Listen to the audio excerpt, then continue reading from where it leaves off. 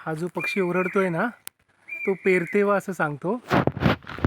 हा जो पक्षी ओरडतोय ना तो दरवर्षी पेरणीच्या अगोदर सांगतो की पेरतेवा म्हणजे पेरणीला आता सुरुवात करा.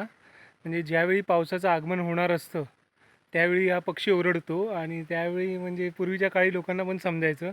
पण अजून यावर्षी पाऊस थोडा लांबणीवर आहे त्यामुळे लोकांनी पेरणी केली नाही आहे. पण आता हळूहळू सुरू करतील पेरणीला आणि लवकरच पाऊस येईल अशी अपेक्षा आहे.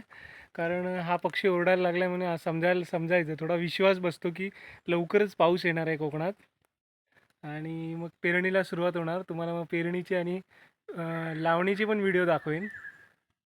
तो का परत ओरडतोय.